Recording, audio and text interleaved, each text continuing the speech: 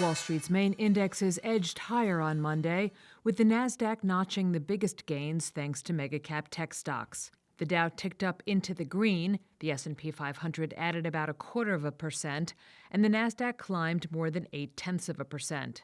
Data from the Institute for Supply Management showed manufacturing contracted for a third straight month in June, while prices paid by manufacturers dropped to a 6-month low.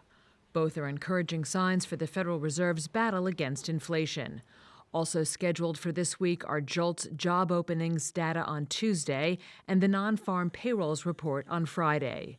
Traders have stuck to their bets of around 2 interest rate cuts from the Fed this year, according to LSEG's FedWatch.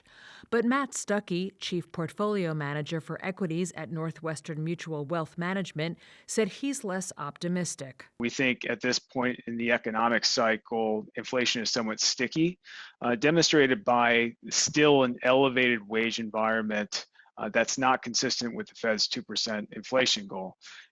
Wages need to be somewhere between 3 and 3.5%. The latest update that we've seen for the month of May with the payroll report was that wages are about 4.2% up year on year. Stocks on the move included Apple, which rose nearly 3%, while Amazon and Microsoft both added more than 2%. Shares of Tesla surged 6% ahead of second quarter vehicle delivery data.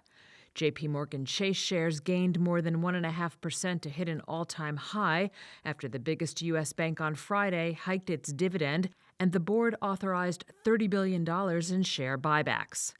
And shares of Chewy dropped more than 6.5%, reversing sharp early gains after stock influencer Keith Gill, also known as Roaring Kitty, disclosed a 6.6 stake in the pet products retailer.